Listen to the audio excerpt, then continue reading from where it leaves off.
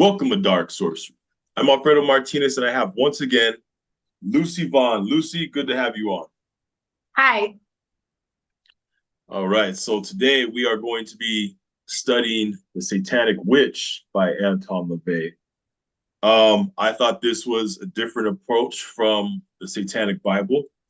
I'd say it's probably about 75% a woman enticing a man, which can also be applied to Magick. And towards the end, he gives some magical advice. We'll get more into that. What did you think, Lucy? I read this when I was younger. I don't want to say my age. When I was younger, and I feel like my perception of it has changed a little bit after like applying the tactics in the book, which they serve very well. Yeah, no doubt. Yeah. No doubt. And Yeah.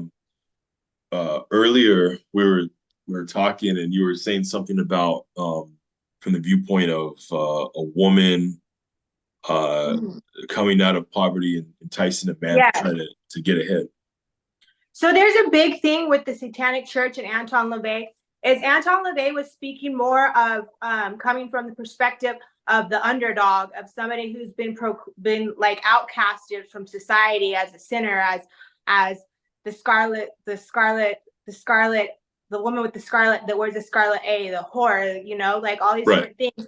And this is more so a book about empowering those women that weren't born with the silver spoon in their mouth, that came from a broken family, that came from poverty, that didn't have an education, and being able to use their charm and their looks to be able to make something in their life and to like establish some type of wealth for themselves. And Anton LaVey is known for helping Marilyn Monroe kind of form her character and personality with the public, and also made James Mansfield.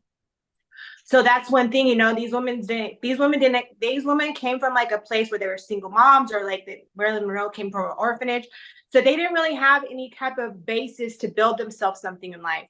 So when he helped them establish their character and their personality, that was something they were able to like create themselves some type of wealth, some type of fame, and really dive down into their sensuality, into their magic. And I think that's really something that, if we look back in history, that kind of history has shown that that's one of the things that have been demonized about women is kind of taking away their power from being able to like be completely feminine, kind of seeing that as something bad when it's really not. Mm-hmm. It's the most natural like form of magic that there possibly is, or just natural form of femininity. Mm-hmm. Yeah. And I think that, the comparison between a woman enticing a man to get ahead can also be looked at as if you're a male, you can look at this from a practitioner trying to enticing their victim. You know what I mean? Mm-hmm. That they're trying to get at their victim. So whether you're, male or female, this can definitely, this is good advice. So let's go ahead and jump into it. Okay. So first of all, let's go to page. Okay, so go ahead and see where it says the prologue. Go to the prologue. There's the introduction, and then there's the prologue. And then if you turn the prologue to the other page, this is right before you get to the test of the 13 factors. Last paragraph in the middle, it says, women are the best allies. They can make a man do what you yourself alone can never convince him is the best policy, which is very true. I mean, there's the saying that goes, behind every powerful man is a good woman, who can help him in a lot of ways, take, for instance, if a man is in business, and he has a woman who can kind of maybe put a man in a honey trap, or kind of blackmail him, or just kind of entice him to get information out of him. What do you think? I think that's a good point. But I think like that Anton really touched on stuff that's the age-old thing. I think men are motivated by being able to like either go to war or go hunting or all these things and bring back something for the woman, bring back and care, you know? So I think it's just the age-old concept kind of like revised for the modern age, you know? Like today men are in business, men are in different areas of work. And I think that's part of being a man is like being able to like have the charm of a woman. Like men like to have a beautiful woman by their side. It's like a symbol of stature, of power, you know? And I think that beauty helps sell. It does. It does. I mean, look at TV, you know, sex sells. It does. Mm-hmm. Very well. If you go to the next page where it says the test of 13 factors, let's go to number 13 where it says, have you this is asking women questions of whether they could be successful in using this book. I like how it says in number 13, have you experienced anything of a mystical nature while using drugs? And from my personal experience, I think that in certain situations, if you are on drugs, I'm not saying that's the best route to go, but we all have that kind of past at one point or another, where the drugs will alter the brain's frequency. And I think that sometimes you get a glimpse of other planes when you are on drugs. So I'll give an example. So back in the day, I'll admit I used to be a meth addict, you know what I mean? Way back in the day. I've been clean for years now. But I remember one time, you know, I was up for 5 days straight and I blink my eyes. I start seeing the walls change color. I start seeing the orbs start flying around, you know. Certain people that I knew who were up for days and on meth, they start seeing demons, you know, when they're going through a very hard time. I think that you can get a glimpse of other planes on certain types of drugs. What do you think, Lucy? Okay. So one thing that I've been taught with magic is that going down a magical path sober and clean is like being an athlete where you're conditioning your muscles to be ready for these certain layers and levels. And drugs surpass, like that's like straight going to lift 1,000-pound weight when you should only be lifting 5 pounds. You're going to hurt yourself. You know, your mind and your spirit and your body is not ready to make a healthy contact with that to where you can come back and understand how to apply that. And I feel that with like, as you build in magic sober, that you're able to like learn how to integrate these levels, these different realities, and not lose your mind. Because people can lose their mind where they see so much and they try to come back to this actual reality, and it's like burning a fuse. You know, you burnt a fuse. Yeah, that's the best way I could put it. Yeah, definitely. I mean, I would recommend the sober route from experience. And I know that if you use a lot of hard drugs, you can have problems with your chakras. You know, it throws everything off balance. I mean, you can have, you know, get a glimpse of some stuff, but it's not worth it the way I see it. Yeah. It's not worth it to be locked up in an insane asylum, that's for sure. Oh no, I've had my experiences with all that as well, so I can very understand where your story on that. Yeah, definitely. Okay, let's go over to page 19. And when you get to page 19, second to the last paragraph, towards the end of that paragraph, it says, if you can't entice the viewer into doing what you want, you must scare him into doing it. And this reminds me of something. I've always liked the Hellraiser movie series. And I remember in one of them, Pinhead says, human acquiescence is as easily obtained through terror as it is through temptation. I mean, if you want a population or a certain person to do things, you can either, you know, convincing them doesn't work and you can scare them into doing it, or you can tempt them into giving in. Mm-hmm. Yeah. What do you think? What do I think on that? I think that being able to like learn to use your powers of seduction and temptation are way much more fun. Yeah. And a lot easier route to go. I'm not really one for the fear thing, for the fear tactic. I mean, but that's a last means for me. Like that's a last means tool, Yeah. but it's always funner, and I feel like more of a challenge to go through the route of seduction and When, temptation. yeah, not only that, but when somebody is distracted, they're very vulnerable, I think. Mm-hmm. Making mistakes or overlooking something that you want them to overlook. A good distraction is always good. And what better distraction than a beautiful woman? Mm-hmm. You know, that'll throw all the men off. But you know what though? But I think like when it comes to fear, like the fear of like losing a good woman, that's a big fear for men. A fear of what? Say that again. Of being alone, of not having a good woman. Yeah, Because yeah. men need that. Me and men are like they need women. They Well, not only do. that, but some men need an ego boost, and another thing, another way of throwing someone off, or a man at least, is like, well, on page 51. I'm just going to mention this really quick. It says in the middle of the page, it says the biggest threat to any man is that which attacks his ego in a feminine form. Mm-hmm. They're like, how dare she? That they're not thinking clearly at that point, like, oh, this bitch.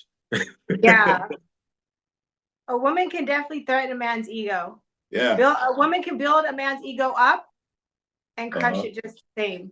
Oh, it can tear it down too. um, Well, that's why they say a happy home is a happy wife is a happy home, correct? yeah, yeah, exactly. I definitely agree with that.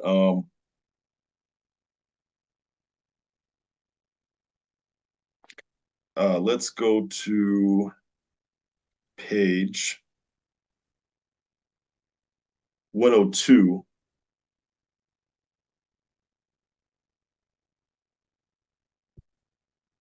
Okay.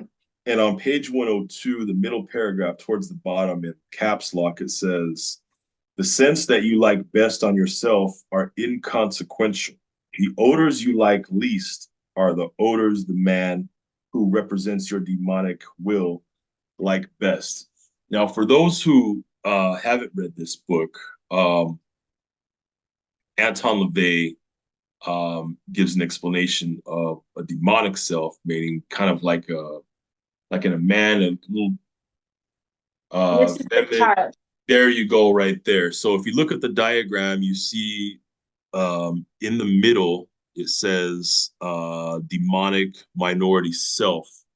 That there's a little bit of opposite sex um, qualities trapped inside a person that you can tap into, and you can exploit that.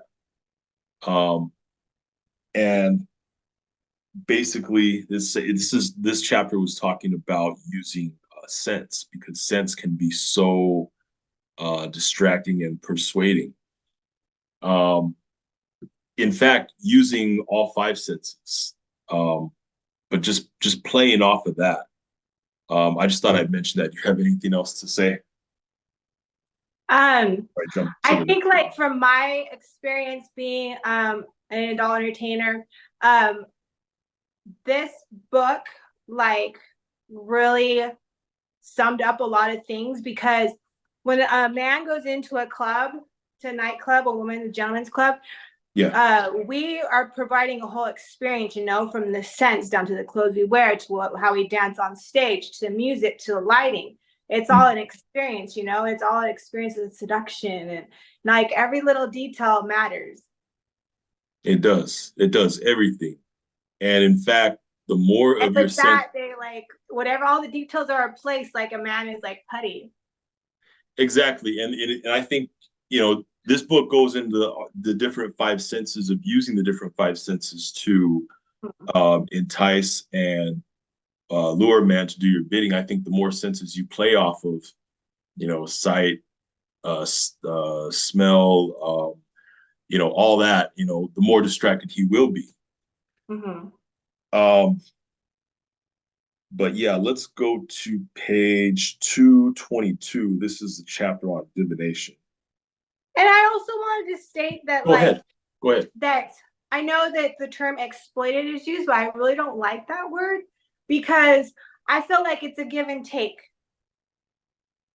Like it's entertainment. It's like a form of entertainment, and the viewer receives as much as the entertainer receives, Okay. I So it's get like you. a sense of pleasure from the everyday, mundane life, tedious life.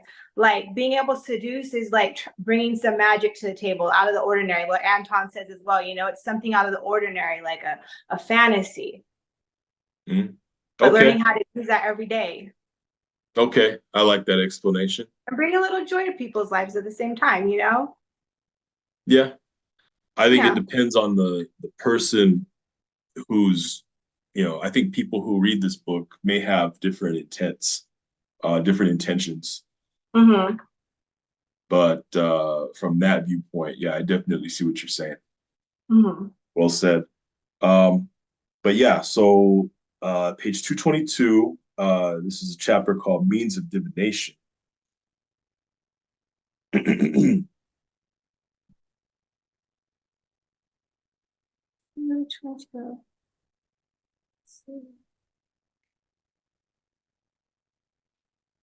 me see. Hold on 1 second. No, you're good. It's funny. I forgot to turn my other phone off, and everybody decides to call me when I'm busy. That's how it goes. That happens to me too when I do videos a lot. Okay, so means of divination, I'm going to go over the first paragraph. So it says, every witch should be able to hold her own when it comes to divination, fortune telling, popular application of the black arts. Unfortunately, altogether, too much time is spent in studying occultism, and far too little energy is expended in learning the practical side of human behavior. The would-be witch who thinks she will become a wonder worker by studying cards or star charts had better spend a bit more time studying people, lest she become the victim of her own folly.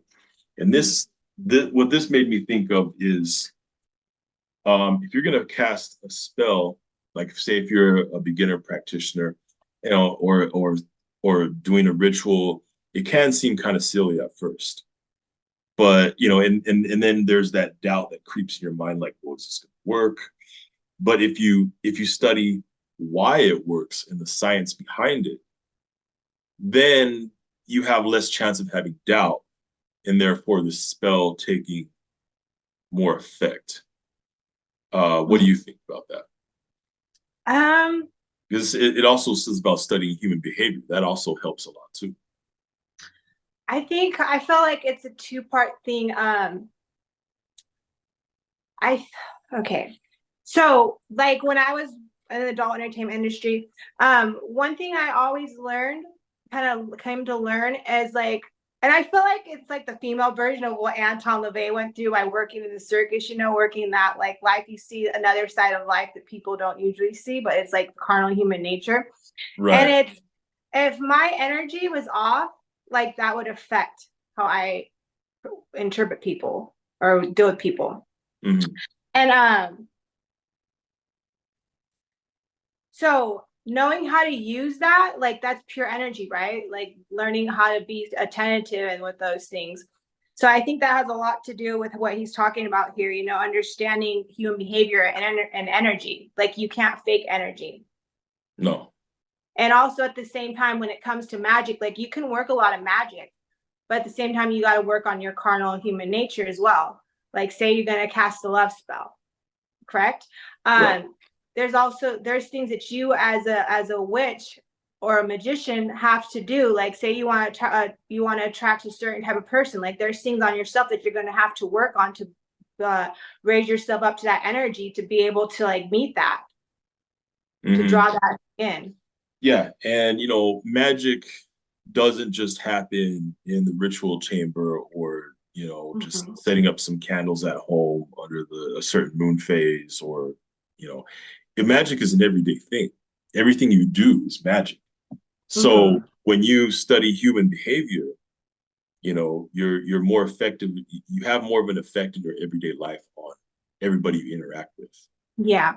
And I think that magic just makes you more perceptible and fine tuned with those subtle energies that people don't really realize or have an everyday effect. But in the magical world, you come to understand these things and to see how they work out in human behavior and everyday relationships and Mm. exchanges. Yeah, another thing that really does help is studying psychology, Mm-hmm. or just reading up on it a little bit, you know, and the subconscious mind and the cues that affect the subconscious mind, and the importance of symbolism, because the mind speaks in symbolism. I mean, someone you talk to could be telling you things that their subconscious is trying to tell them when they don't even know that that's what they're telling you. They're spilling the beans and they don't even know. But you have to have eyes to see by Yeah. having, you know, go ahead. And then there's an important part here, I forgot which exactly part, but he's talking about how some people can attract, like where a woman's walking down the street and she's putting on pheromone that attracts somebody to come attack her because she's in fear, or like just not coherent to these things. So they're putting out pheromone. And that's so funny because I've always noticed those correlations, but to like see it written in a book that like, you know, that the other people actually see those correlations as well. You know, somebody that's always in fear or that ingrains their mindset with always watching crime and all these different things on TV, like the reality ends up conforming to those, you know? So Mhm. I think that's interesting part too, Definitely. those energies. Definitely. Um, so we're heading more towards the back now. So let's go to page 247. There is a lot of good stuff here. This is a chapter on ceremonial magic. Mm-hmm, mm-hmm. So page 247, um, second paragraph, it says, another reason that a curse will sometimes fail is anxiety. If you sit around waiting on pins and needles for your victim to fall and break a leg after performing a ritual, it is unlikely anything will happen. So once your ritual has been performed, be satisfied that you have performed a powerful and well-planned working, and have confidence that it will work. Then just sit back and wait for the results without continually thinking about when and how it will happen. I think that really what he's trying to say is, if you put a spell into effect and then you're constantly checking, um, you know, doubting or just saying, when is it going to happen? When is it going to happen? When is it going to happen? I think that affects the flow of the energy. I think that's kind of like, if you're trying to tune into a radio station and then it gets jammed every time there's an interference. You know, Mm-hmm. just take it easy and then just let it flow, you know, Mm-hmm. without those distractions. What do you think about that? I think that, you know, when we go into a ritual, that we're supposed to release, get all that energy out, right? So it's just Mhm. like exhausted like that. How I could best like put it as like that orgasmic effect, like, okay, it's released into the universe. Something's Right. gonna happen. And then leave the chamber just free, like being able to free your mind. It's part of like freeing your conscious and your mind of that situation. Hmm. And when we're like constantly worried about it, it's like right now, I'm not thinking about anybody contacting me, anything like that, but all of a sudden everybody's contacting, right? But if I'm sitting there on my phone waiting for people to contact me, it's not gonna happen. It's like that type of thing. If you're not in a position to receive and just relax to receive, it's Hmm. kind of like it's sending out friction and friction, yeah, letting Yeah, stuff. I agree. And then you mentioned about, you know, just letting all the stress out. You know, first of all, I think that when you go into ritual or you sit down to do a spell, your intention has to be clear without any doubt that this is what exactly what I want to happen. This is what's going to happen. I have no doubts about it. I think from the get-go, if your intention is set 100% clear, it'll be a lot easier. And yeah, I Yeah. mean, going through the spell and letting out all the emotions and rage and just energy, you know, excess energy, um, Mhm. you'll have you'll have less chance of just doubting and Yeah. being impatient. And I know one thing for me, like when I first started off practicing magic, like I think it was a learning experience to like as I seen what power I could manifest within the outer reality. That's when I became more confident in completely releasing my energy within like a ritual or ceremony, where I was able to like actually leave it and be like have that peace and that release, knowing like okay, something's gonna happen. I can just chill now. Exactly. But it took experience to realize that like to see like the fruits of my labor manifest, Mm-hmm. and I feel like now like I'm kind of like I really don't even sometimes have to go into ritual. Like I think at the beginning I did more ritual and ceremony than I do now. I think it's more just I know what I'm capable of. Does that make sense? Yeah, it makes Like, sense. and that that contact, that energy flows there. So I know that how to play with that without actually having to go into like a closed environment. Yeah, I think once you become so experienced in a magical life that certain things that you had to accomplish, lighting a candle and going into ritual, you begin to recognize energy better and understand it better, and you're able to do that, get that done without having to sit down and light a candle and say an incantation, like, or maybe say you could just say an incantation walking around every day. You can there's just different, you can actually train your mind to go into different mental states right away with certain cues. That's an example. You don't necessarily, then everything you do is more intertwined with energy and having an intent in manipulating that energy flow. And one thing, I don't know if this might be true for you, but I've noticed too as well, like as my magical path evolved, that when I was at a younger phase in my magical life, like when I felt like I had enemies and all that stuff, I realized that it was also a reflection of me and where I was at in life. So I feel as my magical path has evolved, like I don't have those people in my life that I feel like that I would need, that I keep company with, it where I would have to throw curses. Because my energy I feel is better invested in other things. So it's like as my vibration rises, the energy rises, like it's like the that cloud was no longer there really. So it's like there really is less and less reason to have to throw a curse unless somebody really goes out of their way to like really like get in there and do something. But at the end of the day, it's still like if my energy is high, then that type of energy doesn't really have a placement around there. It's not going to vibe. I mean, as you mature spiritually and continue to walk your magical path, your social circle will change because your mindset will change. And then, I mean, when you're just first starting out, and there's a lot of people who are just vibrating low and are very naive. I mean, you have more of, I'm going to throw a curse at this person, or I'm going to do a spell. Once you mature spiritually and your social circle changes, you really don't have as much of a reason to throw out curses because you've surrounded yourself with better energy.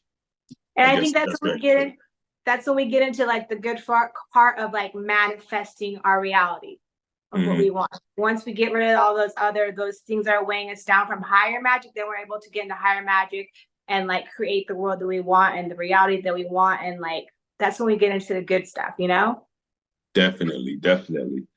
I just want to go over one more paragraph here.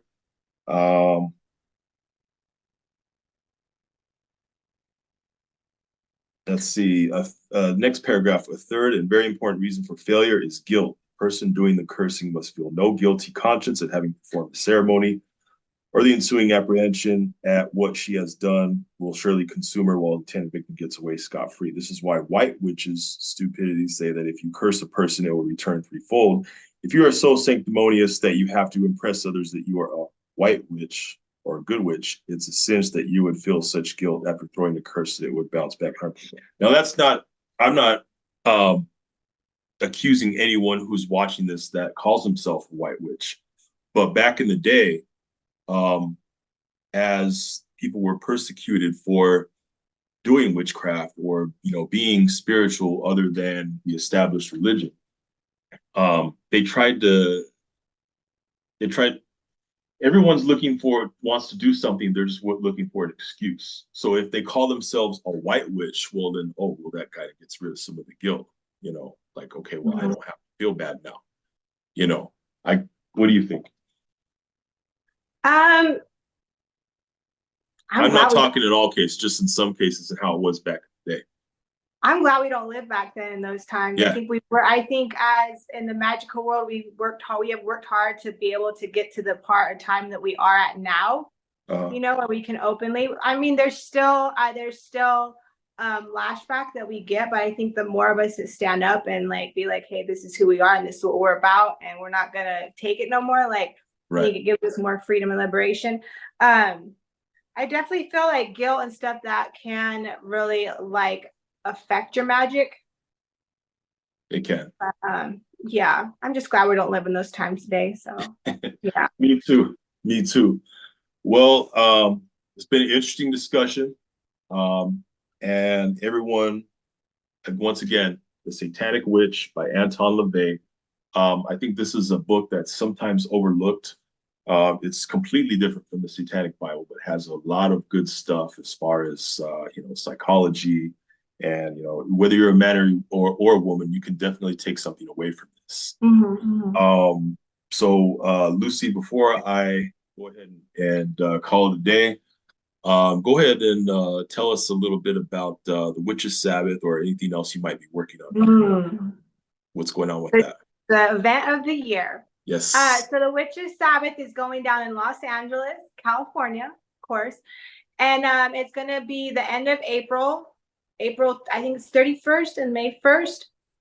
So we have VIP packages going on, and you can find out more at Witches' Sabbath Gathering on Facebook and Instagram.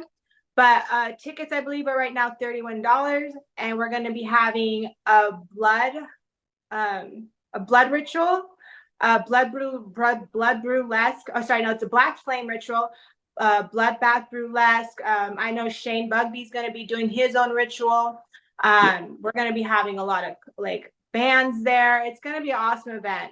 It's ours in the magic world. This is our high holiday. It's like our Independence Day, like our statement of freedom to be able to be practicing witches and to be who we are.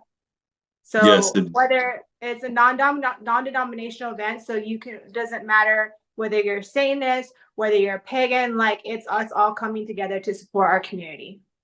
Yeah, and everyone who's watching, I will have a link, some links in the video description. I have links to Lucy's social media links, and also a link where you can check out the Witches' Sabbath. And if you're interested in going, you can get all the info you need.